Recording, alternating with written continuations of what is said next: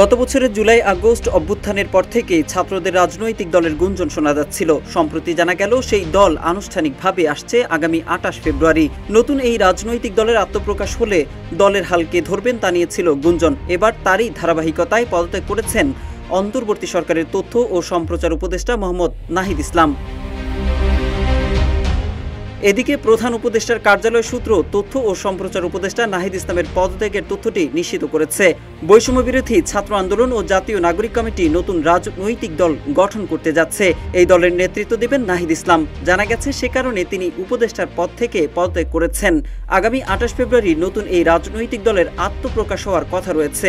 দেশ জুড়ে তোলপাড় ওয়ালটন ফ্রিজ কিনে আপনিও হয়ে যেতে পারেন মিলেনিয়ার। এদিকে নাহিদ ইসলামের পদত্যাগকে স্বাগত জানিয়ে নিজের ভেরিফাইড ফেসবুকে একটি পোস্ট করেছেন জাতীয় নাগরিক কমিটির মুখ্য সংগঠক সার্জিস আলম।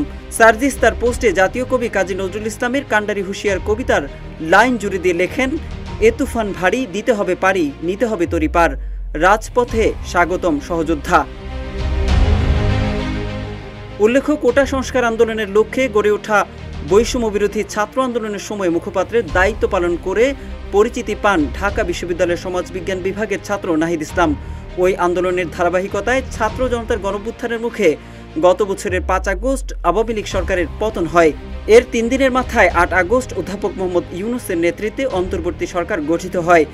গঠিত এই সরকারে নাহিদ ইসলাম তথ্য ও সম্প্রচার মন্ত্রণালয়ের উপদেষ্টা হিসেবে দায়িত্ব পালন করছিলেন। মোহাম্মদ সাইফুল ইসলাম, ইত্তেফাক।